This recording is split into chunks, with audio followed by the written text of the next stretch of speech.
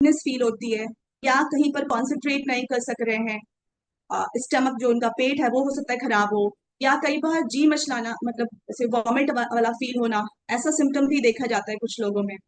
और कुछ लोग ऐसे हैं जिनमें जैसे बहुत तेज हो जाती है, हार्ट बीट तेज हो जाती है, ब्रीदिंग तेज हो जाती है बेसिकली। या फिर कुछ लोग ऐसे हैं जिनमें बहुत ज्यादा वीकनेस, बहुत ज्यादा थकान, थोड़ा सा भी कुछ भी करने पर बहुत ज्यादा थकान फील होती है।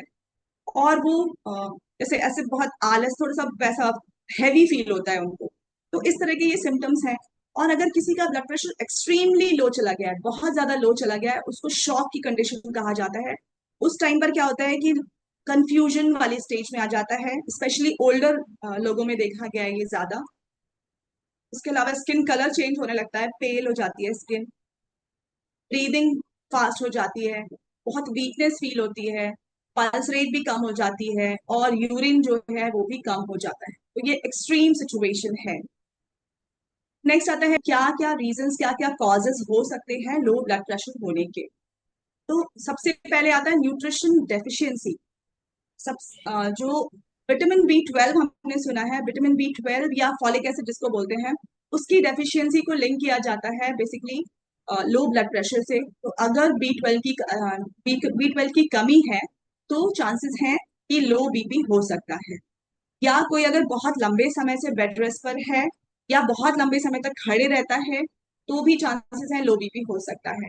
नेक्स्ट आता है डिप्रेशन या इमोशनल, बहुत ज्यादा इमोशनल स्ट्रेस में है, ट्रॉमा में है, या बहुत ज्यादा डरा हुआ है किसी भी वजह से, इनसिक्योरिटी है, मतलब किसी भी तरह का डिप्रेशन वाला जो स्टेट है, या एंजाइटी है, या स्ट्रेस वाला सिचुएशन है, तो उसमें क्या होता है, बहुत ज्यादा लोग ऐसे फेंट होने लगते हैं, और इस तरह की लो बीपी वाली सिचुएशन बनती है। नेक्स्ट आता है पार्किंसंस डिजीज हो सकती है, उन लोगों में भी देखा जाता है। एंड उसके अलावा प्रेग्नेंट लेडीज में अक्सर देखा जाता है लो बीपी हो जाता है लोगों का। उसके अलावा जो बहुत बड़ा रीजन है वो है डिहाइड्रेशन। डिहाइड्रेशन एक बहुत बड़ा कारण है लोगों में लो ब्लड प्रेशर का, क्योंकि डिहाइड्रेशन के टाइम पर ब्लड का वॉल्यूम कम हो गया है।